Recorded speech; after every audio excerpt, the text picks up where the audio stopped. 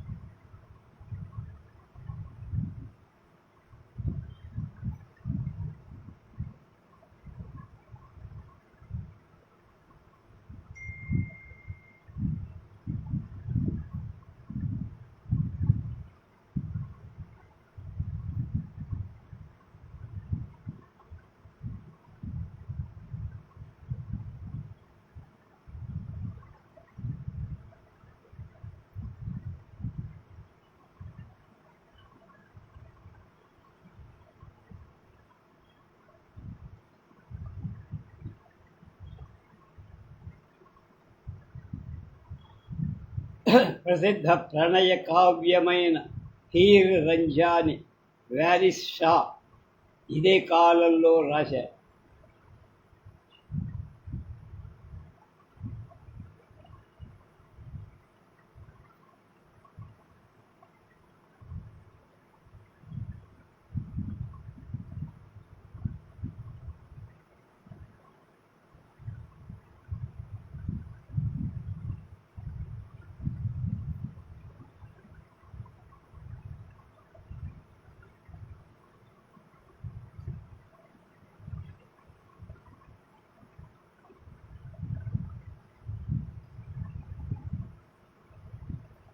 అలాగే సింధీ సాహిత్య జగత్తు అపూర్వ ప్రగతిని సాధించిన కాలం కూడా షా అబ్దుల్ లతీఫ్ ప్రసిద్ధ కవితా సంకలనం రిసాలో వెలువడింది.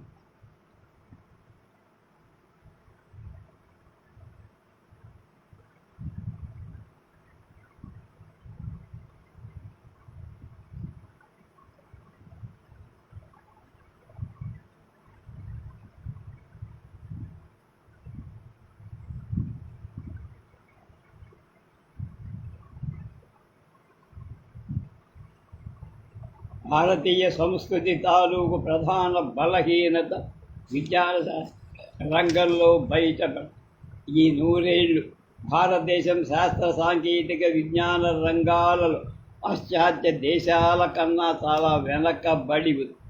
అప్పటి 200 సంవత్సరాలు ఆర్థిక విజ్ఞాన శాస్త్ర రంగాలలో పశ్చిమ ఐరోపా విప్లవాత్మకమైన మార్పులకు లోనైతూ తత్ఫలితంగా అనేక నూతన విషయాలు కనిపెట్టబడి నూతన ఖండాలు వెలుగులోకి నూతన శాస్త్రీయ సాంకేతిక పరికరాలు వినియోగంలోకి వచ్చి పాశ్చాత్య మేధో జగత్తులో శాస్త్రీయ దృక్పథం వెల్లివెత్తి యూరోపియన్ సంస్థల వ్యవస్థల తాత్విక రాజకీయ ఆర్థిక దృష్టిని ఈ పరిణామం విలసితం చేసి యూరప్లో పరిస్థితి ఎలా ఉంటే గణిత ప్రకృతి శాస్త్రాలకు ఒకనాడు గణనీయ సేవ చేసిన భారతీయులు ఈ శాస్త్రాన్ని గడచిన అనేక శతాబ్దాలుగా నిర్లక్ష్యం చేస్తూ వచ్చి భారతీయుడి మనస్సు ఇంకా సంప్రదాయంతోనే ముడిపడి కులీన వర్గ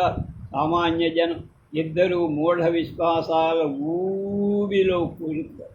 పాశ్చాత్య దేశాల్లో సాధించబడ్డ శాస్త్రీయ సాంస్కృతిక రాజకీయ ఆర్థిక విజయాన్ని గురించి భారతీయులకు బొత్తిగా తెలియదు. వాళ్ళొక అజ్ఞానాంధకారంలో ఉండిపోయి ఆ శతాబ్ది భారతీయ పాలకులు సైతం ఆయుధాలంటే సైనిక శిక్షణా పద్ధతులంటే తప్ప వేరే పాశ్చాత్య విషయాల పట్ల ఆసక్తి లేదు.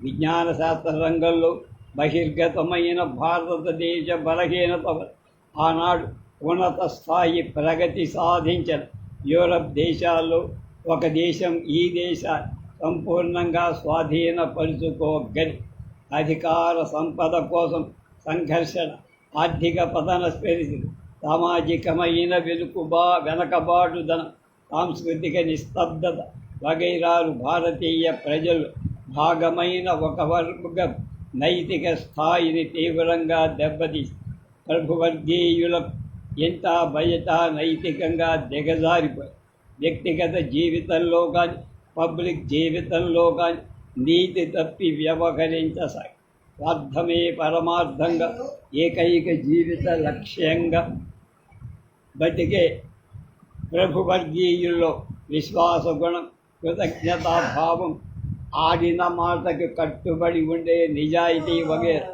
ఫ్యూడల్ విలువలు పూర్తిగా నివృత్తం కాసాగి ఆధమాధపు నిర్నీతికి మితిమీరిన విలాస భోగలాలసలు ఎరయ్య పదవిలో ఉన్నప్పుడు లంచాలు తినమరిగా. కానీ చిత్రం ఏమిటంటే సామాన్య ప్రజలు మాత్రమట్టా నైతికంగా దిగజారిపోల వ్యక్తిగతమైన నిజాయితీతో నీతితో ఉన్నత ప్రమాణాలు ప్రదర్శిస్తూనే వచ్చారు. ఉదాహరణకు 1821లో ప్రసిద్ధ బ్రిటిష్ అధికారి జాన్ మాల్కోమ్ ఈ దేశ జనాభాలో విశాల ప్రజానీకం అటువంటి పరిస్థితులలో రకరకాల మార్పులు సంభవిస్తూ క్రూర నిరంకుశ పరిపాలన సాగి ఆ యుగంలో అంతటి నైతిక స్థాయిని, ఉత్తమ లక్షణాలని కాపాడుకున్నారంటే చాలా గొప్ప విషయం. ఇటువంటి ఉదాహరణ ఎక్కడ ఏ దేశ ప్రజానీకంలో నాకు కనపడలేదన్నాడు మాల్కోమ్. దొంగతనం, తాగుడు, హింసా, దౌర్జన్యాలని సర్వసాధారణమైన నేరం. చెడ్డ పనులు సమాజంలో కనిపించకపోవడం ఆయన ప్రత్యేకంగా ప్రజెంట్. అదేవిధంగా క్లాస్ వర్డ్ అనే మరొక యూరోపియన్ రచయిత కూడా వాళ్ళ నైతిక నియమ నిబంధనలు గొప్ప ఔదార్య సూచక. ఆతిథ్య గుణం, దానబుద్ధి వాళ్లలో చాలా బలంగా నాటుకొని ఉండడం ఒక్కటే కాక హిందువులు తప్ప మరెక్కడా మరే జాతి ప్రజలు ఇంత సార్వత్రికంగా ఈ గుణాన్ని ఆచరించి చూపుతారని నేనెప్పుడు భావించాను. ఆనాడు హిందూ ముస్లింల ప్రజల మధ్య నెలకొన్న స్నేహ సంబంధాలు నాటి భారతీయ జీవనంలో ఒక ఆరోగ్యకరమైన ప్రభువర్గీయులు ముఠా నాయకులు తమలో తాము ఎడతెగకుండా పోరాడుకున్న వాళ్ళ పోరాటాలు మైత్రీ సంబంధ మత సంబంధమైన తేడాన్ని బట్టి సాగల. మరో మాటలో చెప్పాలంటే వాళ్ళని లౌకిక రాజకీయాలు వాళ్ళవి లౌకిక రాజకీయ నిజానికి ఆనాడు మత వైషమ్యాలు కానీ మత అసహనం కానీ మత్సు కూడా లేవు. దిగువ వర్గాల తేడా లేకుండా ప్రజలంతా ఉన్నత దిగువ అని లేకుండా ప్రజలందరూ ఒకరి మతాన్ని మరొకరు గౌరవించారు. అద్వితీయమైన సహనశీలం సామరస్యం సమాజంలో వెల్లివిరిశారు. హిందూ ముస్లిం ప్రజల మధ్య పరస్పర సంబంధాలు అన్నదమ్ముల బాంధవ్యాన్ని తలపి పల్లెటూళ్ళలో కానీ పట్టణాల్లో కానీ ప్రజలంతా మత విభేదాలు మరిచిపోయి పరస్పరం తమ సుఖదుఖాలు పంచుక హిందూ ముస్లింల సామాజిక సాంస్కృతిక కార్యక్రమాలు లాంటి మతేతర రంగంలో కూడా పరస్పరం సహకరించుకొని హిందూ ముస్లిం సమ్మిశ్రిత సంస్కృతి ఒకటి లేదా తీరుతెన్నుల్లో జీవ వైఖరుల్లో ఏకీభావం అనేది అవిచ్ఛిన్నంగా కొనసాగి హిందూ రచయిత పర్షియన్ భాషలో రాశారు. ముస్లిం రచయిత హిందీ బెంగాలీ ఇంకా తదితర దేశ భాషల్లో గ్రంథ రచన చేశారు.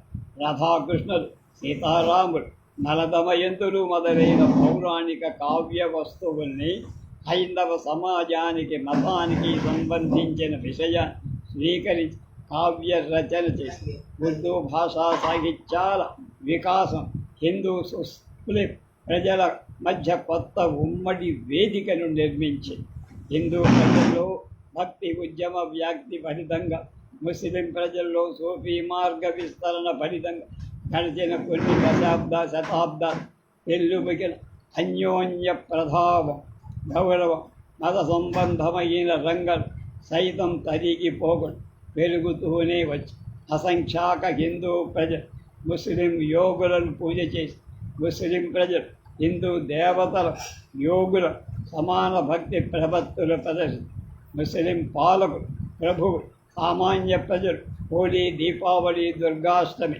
వగైరా హిందువుల పండగలు సంబరాలు ఉల్లాసంగా ఉత్సాహంగా అలాగే హిందువులు మొహర్రం ఊరేగింపులో విధిగా పాల్గొనేవారు.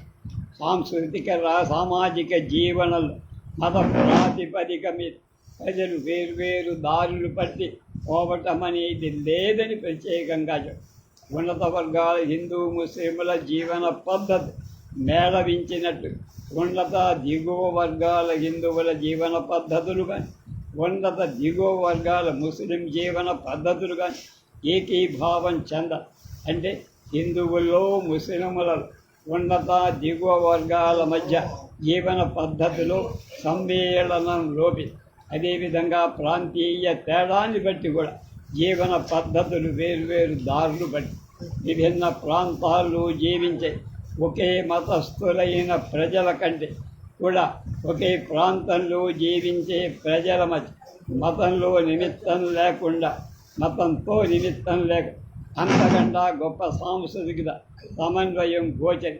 అలాగే పల్లెల్లో జీవించే ప్రజలు పట్టణ వాసులకు భిన్నమైన సాంస్కృతిక సామాజిక జీవన విధానం వైపు మొగ్గు చూపారు. రేపు ఐరోపా వర్తక స్థావరాల ఆరంభమని 2వ అధ్యాయం ప్రారంభిస్తుంది. అయ్యో